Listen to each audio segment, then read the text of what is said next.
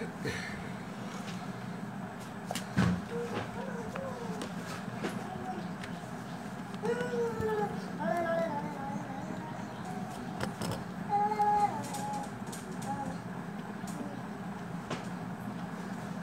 আলাইকুম সুপ্রিয় শিক্ষার্থী, সবাইকে স্বাগত জানাই আমার আজকের পাঠে। শুরুতেই সবার শুভকামনা করছি এবং সুস্থ আছো আশা করি। তো আমি লাস্ট ক্লাসে তোমাদের সাথে বলেছিলাম যে রিভিশনে যাব এবং ব্যবসায় সংগঠন ব্যবস্থাপনার বিষয়ের প্রথম অধ্যায়ের সম্পর্কে আলোচনা করছিলাম। তো প্রথম অধ্যায় সম্পর্কে যদিও বিগত সময়গুলোতে আমরা এই প্রথম অধ্যায়টা কমপ্লিট করেছি এবং আমি আশা করব যে তোমরা মোটামুটি বুঝেছো। তারপর আজকে আমি সংক্ষিপ্তভাবে আবার এটা আলোচনা করে দিব এবং এখন যেহেতু রিভিশন চলছে আমরা একটার পর একটা কমপ্লিট করার চেষ্টা করব। আর তোমরা বাসায় তো অবশ্যই অ্যাসাইনমেন্ট কমপ্লিট করছো। আমি বলে রাখছি, যদি কোনো সমস্যা হয় সেক্ষেত্রে নির্দিষ্ট বিষয়ে শিক্ষকের সাথে যোগাযোগ করবে এবং তাদের কাছ থেকে পরামর্শ নেওয়ার চেষ্টা করবে। তো যাই হোক, এখন আমরা আসি আমাদের অধ্যায় ভিত্তিক আলোচনা নিয়ে। তো আমরা কি বলেছি, ব্যবসা সংগঠন ব্যবস্থাপনার প্রথম অধ্যায়ের নাম হচ্ছে ব্যবসায়ের মৌলিক ধারণা। অর্থাৎ একটা ব্যবসায় কি এবং ব্যবসায় করতে গেলে মূলত কি লাগে, কি কি মূল বিষয়গুলোর উপস্থিতিতে ব্যবসায় বলে গণ্য হয়, সেই বিষয় নিয়ে আমরা আজকে আলোচনা করব। তো সর্বপ্রথম যেটা আসে যে ব্যবসায় এর মৌলিক ধারণা। তো ব্যবসায়টা মূলত কোথা থেকে এসেছে, আমরা যদি অতীতে ফিরে যাই বা ইতিহাস পর্যালোচনা করি তখন দেখা যায় যে সর্বপ্রথমই তো মানুষ ব্যবসায় বা ওই বেচা কিনা করা বা পণ্য আদান প্রদান করা সে সম্পর্কে মানুষ জানতো না। যখন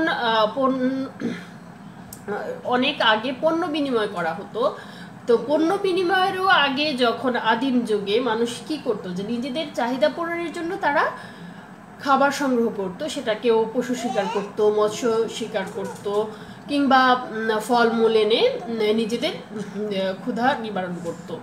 তো তার পরিপ্রেক্ষিতে ধীরে ধীরে দেখা যায় যে কালের বিবর্তনে এটা এমন হয় যে উদ্বৃত্ত যে খাবার থাকে সেই খাবারটাই তারা কিন্তু চেষ্টা করে যে একজনের খাবারটা অন্যজন যেন পায়। সেই ধ্যান ধারণা থেকেই বাজার প্রথা চালু হয় এবং বাজার প্রথা থেকেই কিন্তু এই ব্যবসায়ের আবির্ভাব ঘটে। তো সেটা অনেক আগের কথা। এরপর ধীরে ধীরে এটা বিবর্তিত হয় এবং পরিপূর্ণ একটা বাণিজ্যিক কর্মকাণ্ডে পরিণত হয়। তো সেক্ষেত্রে দেখা যায় যে বর্তমানে কি ব্যবসা বলতে কাকে কি বোঝায়। তো মুনাফা অর্জনের উদ্দেশ্যে বৈধভাবে যে কোনো অর্থনৈতিক কার্যক্রমকে আমরা ব্যবসা বলে গণ্য করি।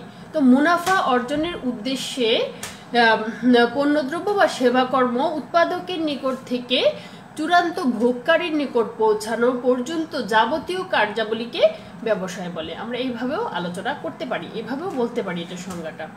তো যাই হোক, তাহলে এখানে কি বলা গেল যে ব্যবসায় হতে হলে অবশ্যই এখানে মুনাফা অর্জনের উদ্দেশ্য থাকা লাগে। তো মুনাফা অর্জনের উদ্দেশ্য থাকা লাগে, পাশাপাশি সংজ্ঞাটা থেকেই কিন্তু আসে যে আবার ব্যবসাটাকে অবশ্যই বৈধ হতে হয়। যে মুনাফা অর্জনের উদ্দেশ্যে যে কোনো বৈধ অর্থনৈতিক কার্যক্রমকে ব্যবসায় বলে। এভাবে যেমন আমরা বলতে পারি তেমনি বলতে পারি যে মুনাফা অর্জনের উদ্দেশ্যে পণ্যদ্রব্য বা সেবাকর্ম উৎপাদন, বন্টন ও এর সহায়ক যাবতীয় কার্যাবলীকে ব্যবসায় বলে। অর্থাৎ মুনাফা অর্জনের উদ্দেশ্যে একটা পণ্যদ্রব্য শুধু উৎপাদন করলে হয় না, সেটা সেই উৎপাদিত পণ্যদ্রব্যটা বিক্রয় করা লাগে বা অন্যের কাছে পৌঁছাতে হয়। তো কার কাছে বিক্রয় করা হয়, যারা এই পণ্যটার চাহিদা রাখে তাদেরকে মূলত ভোক্তা বলা হয়ে থাকে। তো ভোক্তা সাধারণের কাছে পণ্যটা যদি উৎপাদকের নিকট থেকে পৌঁছাতে হয় তাহলে কি করা লাগে, বন্টন কার্যাবলী সম্পন্ন করতে হয়।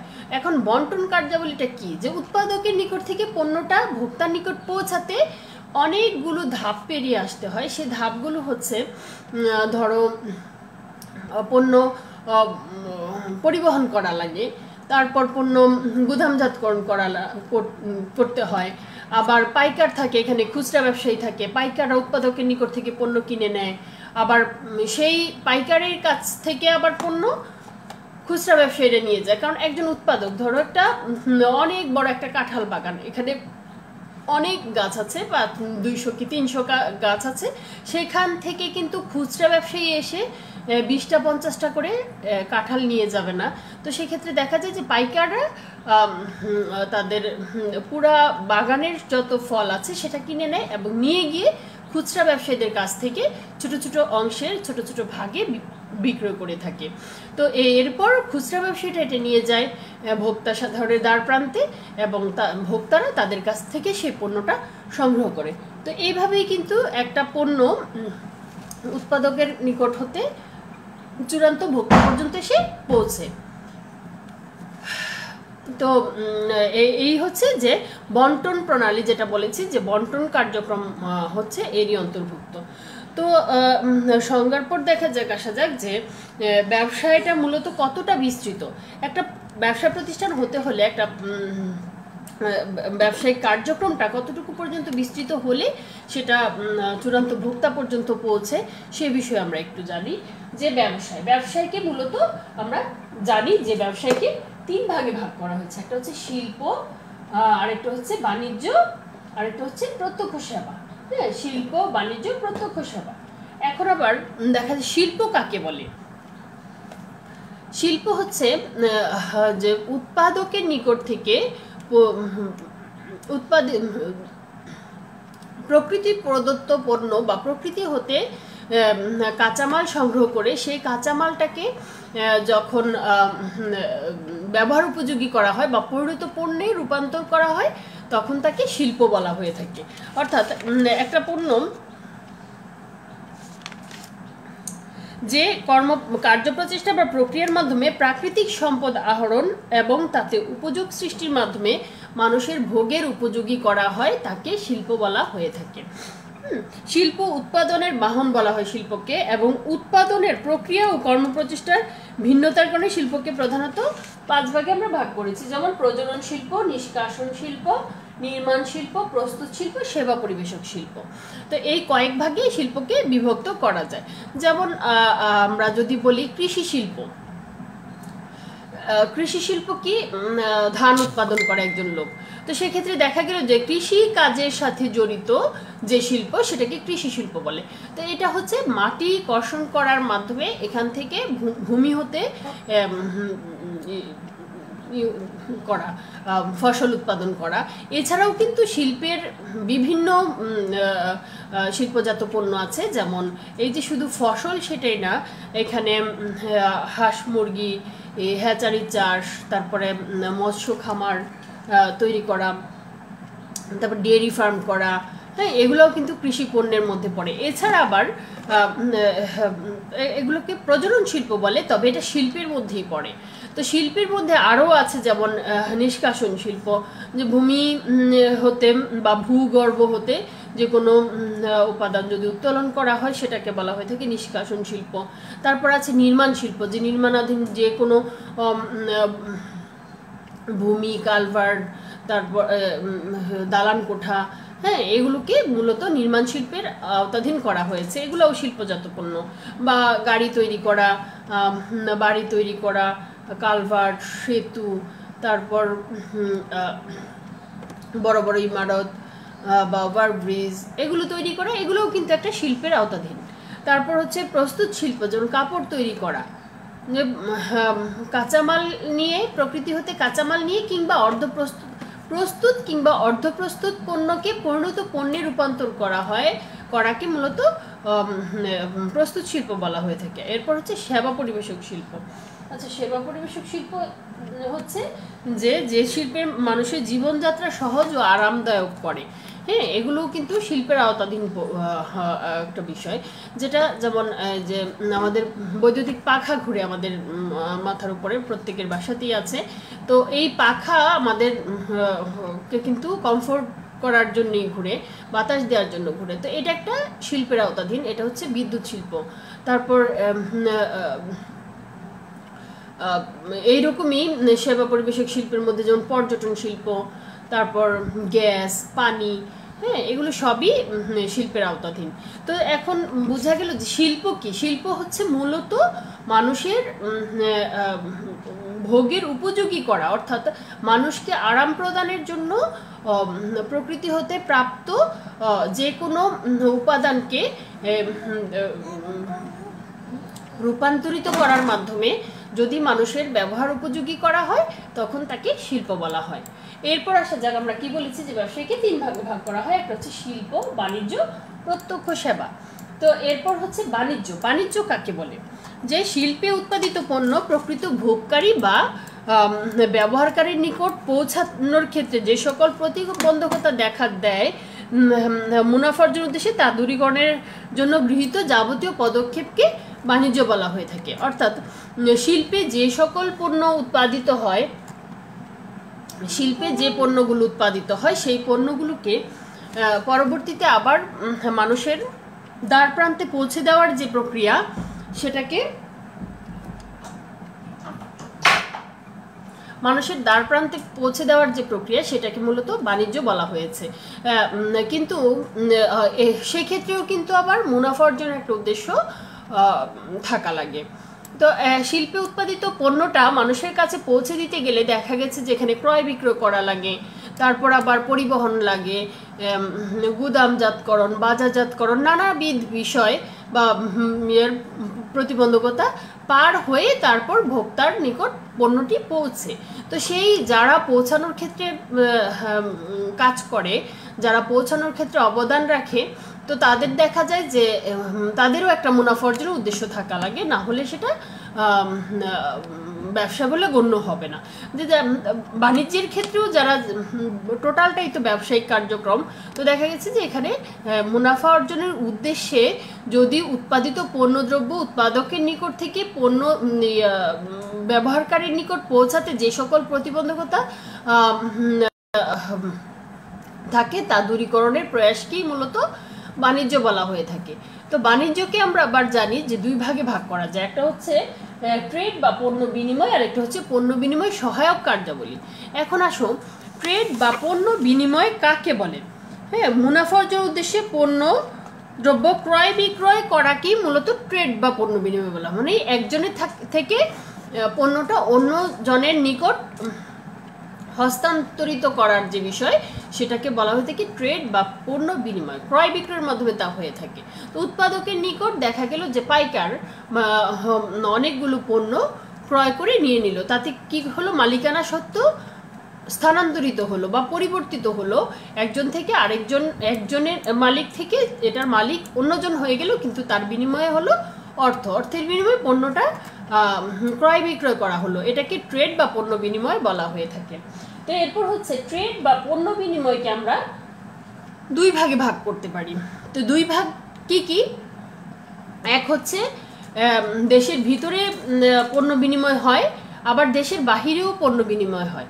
অর্থাৎ আমরা যে পণ্য ক্রয় বিক্রয় করি, কেনা বেচা করি, সেটা কিন্তু শুধু আমাদের দেশের মধ্যেই পণ্য কেনা বেচা করা হয় না, দেশের বাহিরেও পণ্য কেনা বেচা করা হয়। তো সেই ক্ষেত্রে দেখা গেছে যে দেশের ভিতরে যে পণ্যটা কেনা বেচা করা হয় সেটাকে অভ্যন্তরীণ বাণিজ্য বলে, এবং দেশের বাহিরে যে পণ্যটা বেচা কেনা করা হয় সেটাকে বৈদেশিক বাণিজ্য বলা হয়ে থাকে।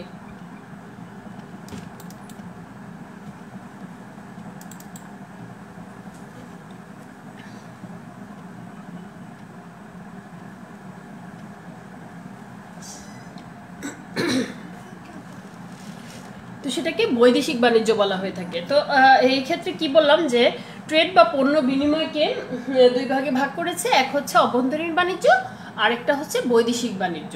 মানে দেশের ভিতরে বা নির্দিষ্ট ভূখণ্ডের মধ্যে থেকে যে ব্যবসায়িক কার্যক্রম বা পণ্য বিনিময় করা হয়, ক্রয় বিক্রয় করা হয়, তাকে বলা হয় অভ্যন্তরীণ বাণিজ্য।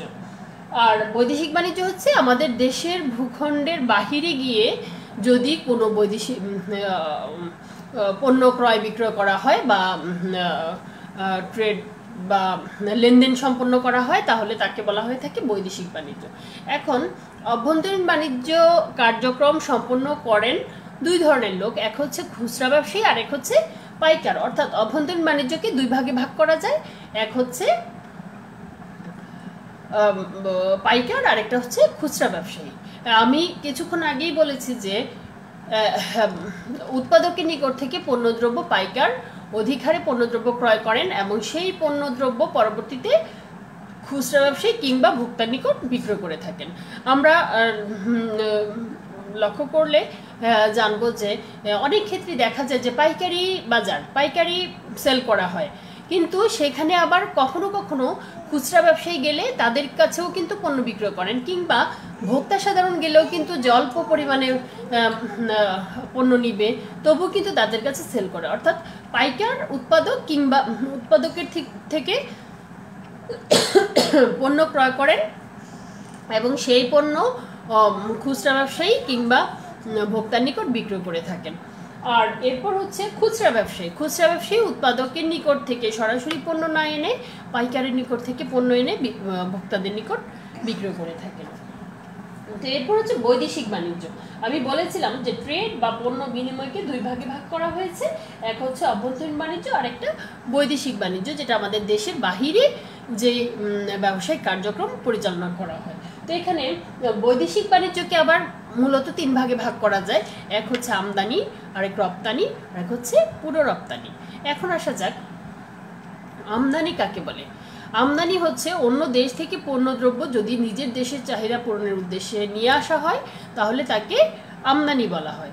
আর রপ্তানি কাকে বলে, যদি নিজের দেশ থেকে পণ্যদ্রব্য নিজের দেশের চাহিদা পূরণের পর অন্য কোনো দেশে বিক্রয়ের উদ্দেশ্যে পাঠানো হয় তখন তাকে বলা হয় রপ্তানি। আর পুনরপ্তানি হচ্ছে যে এক দেশ থেকে পণ্য ক্রয় করে এনে ব্যবসায়িক উদ্দেশ্যে বা মুনাফা অর্জনের উদ্দেশ্যে অন্য দেশে বিক্রয় করা হয় তখন তাকে বলা হয়ে থাকে পুনরপ্তানি। তো এই হচ্ছে ব্যবসায়িক টোটাল কার্যক্রম। তো এরপর আমরা ব্যবসায়ের যে সংজ্ঞাটা আছে আবার পণ্য বিনিময় সহায়ক কার্যটা সম্পর্কে একটু ছোট করে বলি, যদিও এটা সম্পর্কে আগে কিছুটা আলোচনা করা হয়েছে। তো আমরা বলেছিলাম যে বাণিজ্যকে দুই ভাগে ভাগ করা যায়, এক হচ্ছে ট্রেড বা পণ্য বিনিময়, আরেকটা হচ্ছে পণ্য বিনিময় সহায়ক কার্যাবলী। এখন ট্রেড বা পণ্য বিনিময়কে আমরা এতক্ষণ ডিভাইড করেছি যে অভ্যন্তরীণ বাণিজ্য, বৈদেশিক বাণিজ্য বা আমদানি রপ্তানি পুনরপ্তানি। এখন পণ্য বিনিময় সহায়ক, যে পণ্যদ্রব্য বিদেশে পাঠানো হবে, এক দেশ থেকে পণ্যদ্রব্য এনে আরেক দেশে পাঠানো হবে, কিভাবে যাবে এটা? হ্যাঁ, পণ্য তো অনেক পরিমাণে হয় যেটা কোনো একটা মাধ্যমে দ্বারা পাঠাতে হয়। তো সেই মাধ্যমটা কি, যে পরিবহন। হ্যাঁ, পরিবহনের মাধ্যমে পাঠাতে হয়, বা সেই পরিবহনটা হতে পারে ট্রাক কিংবা বাস বা প্লেনেও পাঠায় অন্য দেশে যদি পাঠাতে হয়। তো এইগুলো বিভিন্ন মাধ্যমগুলো হচ্ছে সহায়ক কার্যাবলী। তো এছাড়া আবার পণ্যটা যদি এক দেশ থেকে অন্য দেশে পাঠায় সেক্ষেত্রে পণ্যটা কোথাও রাখার, স্টোর করার প্রয়োজন হতে পারে, যে এক দেশ থেকে পণ্যটা যাকে পাঠালো সে তখনই জায়গা থেকে সে নিয়ে যাবে না, সেই পণ্যটা এক জায়গায় রাখা হবে, সংরক্ষণ করা হবে এবং সেখান থেকে পণ্যটা নিয়ে যাবে। কিংবা এমনও হয় যে একজন পাইকার যখন পণ্য ক্রয় করে, অধিক হারে পণ্য ক্রয় করে, সেই পণ্যটা সংরক্ষণ করে রেখে সারা বছরব্যাপী পণ্যটা বিক্রয় করার একটা চিন্তা ভাবনা করে। সেক্ষেত্রেও কিন্তু ওই হিমায়িতকরণ বা পণ্য সংগ্রহকরণের ব্যবস্থা করা হয়, সেটা হচ্ছে গুদামজাতকরণ। তো গুদামজাতকরণ মূলত সময়গত উপযোগ সৃষ্টি করা, অর্থাৎ এক সময়ের পণ্য অন্য সময় পর্যন্ত ধরে রাখার ব্যবস্থা করা হয় গুদামজাতকরণের মাধ্যমে। তো এই গুদামজাতকরণটাও কিন্তু সহায়ক কার্যাবলীর মধ্যেই পড়ে। তো এরপর হচ্ছে ধরো ব্যাংক ব্যবস্থা, যে অর্থের আদান প্রদান করা বা ঋণ সংগ্রহ করা। হ্যাঁ, তো এগুলো ব্যাংকের মাধ্যমে নেওয়া যায়। বিমার কি কার্যক্রম? বিমা হচ্ছে ঝুঁকিগত উপযোগ সৃষ্টি করে, অর্থাৎ পণ্য যখন নদীপথে এক দেশ থেকে অন্য দেশে পাঠানো হয় বা এক জেলা থেকে অন্য জেলায় পাঠানো হয়, দেশের এক প্রান্ত থেকে অন্য প্রান্তে পাঠানো হয়, তখন দেখা যায় যে পণ্যের সিকিউরিটি থাকে না, যে পণ্যটা পথে ডুবে যেতে পারে পানিতে, কিংবা বাই রোডে আসার সময় চুরি হতে পারে, ছিনতাই হতে পারে, কিংবা দুর্ঘটনার কবলে পড়ে সেটা নষ্ট হয়ে যেতে পারে। তো এই ধরনের ঝুঁকি এড়ানোর জন্য দেখা যায় যে বিমা একটা নিশ্চয়তা প্রদান করে যে পণ্য পণ্য হারিয়ে গেলে বা নষ্ট হলে, চুরি হলে, সেই ক্ষেত্রে তারা কিছুটা ঝুঁকি বহন করবে। তো সেই জন্য ঝুঁকিগত উপযোগ সৃষ্টি করে কি বিমা। তো এরপর হচ্ছে বাজারজাতকরণ প্রসার। বাজার যে একটা নির্দিষ্ট স্থানে পণ্যের চাহিদা সম্পর্কে অবহিতকরণ এবং পণ্যকে বিস্তৃতকরণের যে কার্যক্রম করা হয় সেটা বাজারজাতকরণের মাধ্যমে করা হয়ে থাকে। যে পণ্যের মান সম্পর্কে, গুণ সম্পর্কে, আবার পণ্যের কোয়ালিটি সম্পর্কে যদি জানাতে হয় সেই ক্ষেত্রে দেখা যায় যে বিজ্ঞাপনের প্রয়োজন হয়, এবং সেই বিজ্ঞাপন বাজারজাতকরণ প্রসারে সহায়তা দান করে। তার মানে একটা পণ্য শুধু উৎপাদকের নিকট থেকে ভোক্তা পর্যন্ত পৌঁছাতে গেলে অনেকগুলো ধাপ পেরোতে হয়, এবং প্রত্যেকেরই এক একজনের সহযোগিতা ছাড়া পণ্যটা কিন্তু ভোক্তা পর্যন্ত পৌঁছাতে পারে না। উৎপাদক একটা পণ্য যথাযথভাবে উৎপাদন করবে, কিন্তু সেই পণ্যটা নিশ্চিতভাবে ভোক্তা পর্যন্ত পৌঁছাতে ভূমিকা পালন করে থাকে এই সহায়ক কার্যাবলী সহ ট্রেড বা পণ্য বিনিময়। হ্যাঁ, এরই মধ্য দিয়ে পণ্যটা উৎপাদক থেকে ভোক্তা পর্যন্ত পৌঁছে যায়। যেমন আমি বলি যে ব্যবসায়, তো ব্যবসায়িক একটা পণ্য কি, ধরলাম যে সুতি কাপড়। তো এই সুতি কাপড় উৎপাদন করা হলো শিল্পের মাধ্যমে। তো কাপড়ের হচ্ছে কাঁচামাল হচ্ছে ধরো তুলা। তো তুলা থেকে সুতা উৎপাদন করা হলো, সুতা থেকে আবার বস্ত্র উৎপাদন করা হলো।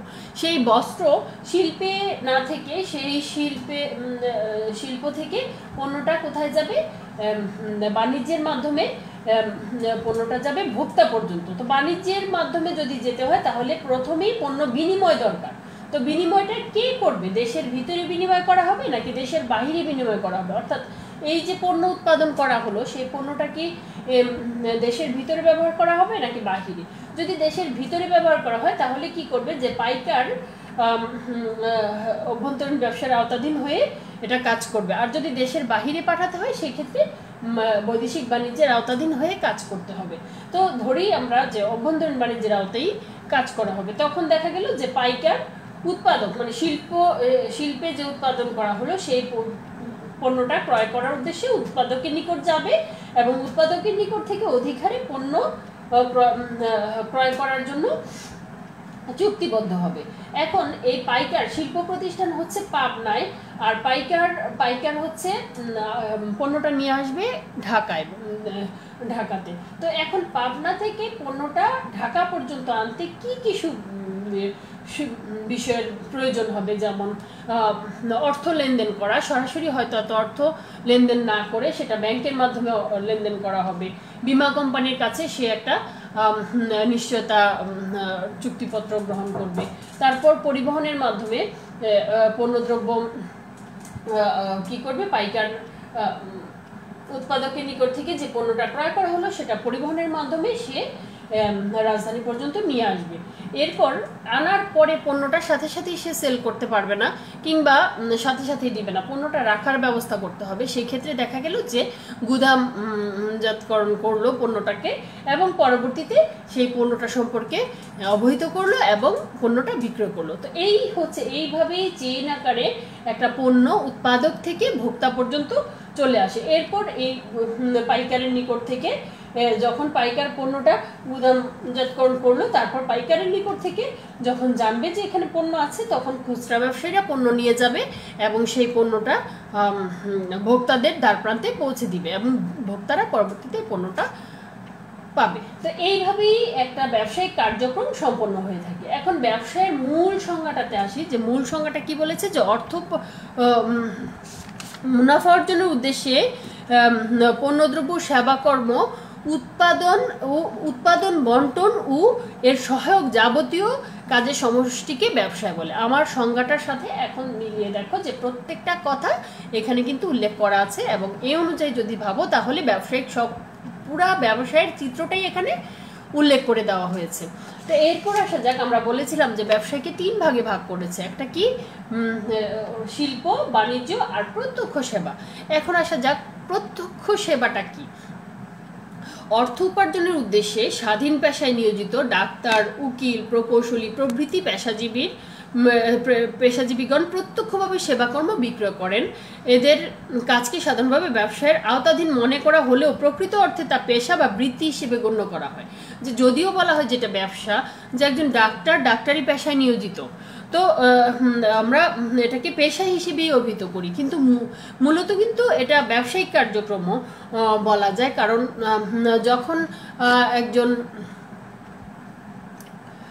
ডাক্তার ডাক্তারি পেশায় নিয়োজিত থেকেও সে একটি আলাদা চেম্বার করে সেখানে শুধু রুগী দেখার উদ্দেশ্যে কার্যক্রম চালায়, তখন দেখা যায় যে এখানে একটা মুনাফা অর্জনের বা আর্থিক সুবিধা পাওয়ার একটা বিষয় কাজ করে, যে কারণে এটাকে ব্যবসা বলেও অভিহিত করা যায়।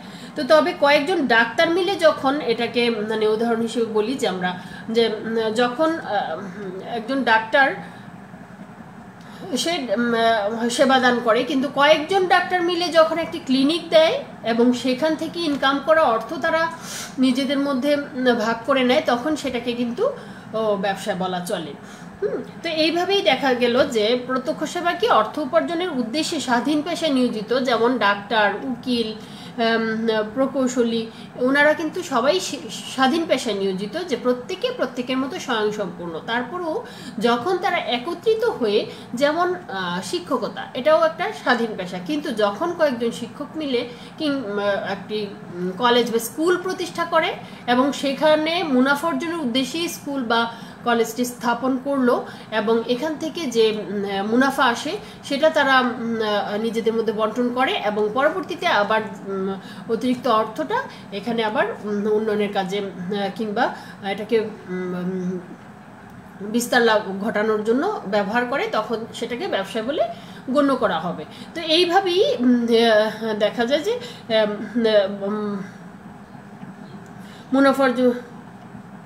মুনাফা অর্জনের জন্য যখন স্বাধীন পেশায় নিয়োজিত ব্যক্তিগণ কার্যক্রম চালান, তখন তাকে ব্যবসা বলে গণ্য করা হয়। তো তাই দেখা যায় যে এখন যে কি বলেছি যে প্রত্যক্ষ সেবা কাকে বলে বলেছি, যে অর্থ উপার্জনের উদ্দেশ্যে স্বাধীন পেশায় নিয়োজিত ব্যক্তিগণ যখন কোনো কর্মপ্রয়াস চালায়, তখন তাকে প্রত্যক্ষ সেবা বলা হয়ে থাকে, মানে সরাসরি যে সেবা প্রদান করা হয়। তো এই হচ্ছে আজকের ব্যবসায়ের এই অধ্যায়টির টোটাল চিত্র। তো এরপর এটাকে আমরা চাইলে আবার আলাদা আলাদা বিশ্লেষণ করার অনেক কিছু আছে টোটাল চ্যাপ্টারটা। তো তোমরা আগেও যেহেতু আলোচনা করেছি, আমি আশা করব যে এই সম্পর্কে মোটামুটি অনেকটাই ধারণা আছে। তা আমি একদম টোটাল ডিটেলসে যাব না, ছোট করে আজকে একদিনেই চেষ্টা করব যে এক ক্লাস কমপ্লিট করে দিতে, আর যদি না হয় সেক্ষেত্রে আমি আবার আরেকটা ক্লাস নিব। তো এখন আসা যাক যে ব্যবসায়ের বৈশিষ্ট্যটা একটু বোঝাই।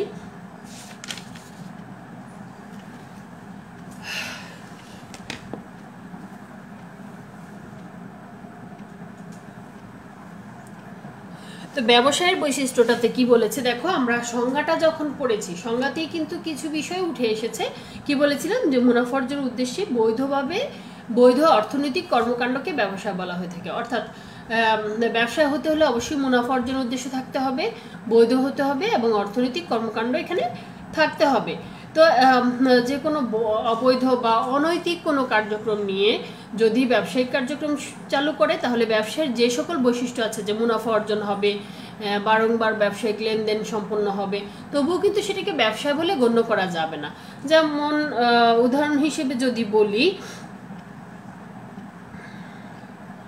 যে যদি ব্যবসায়িক সকল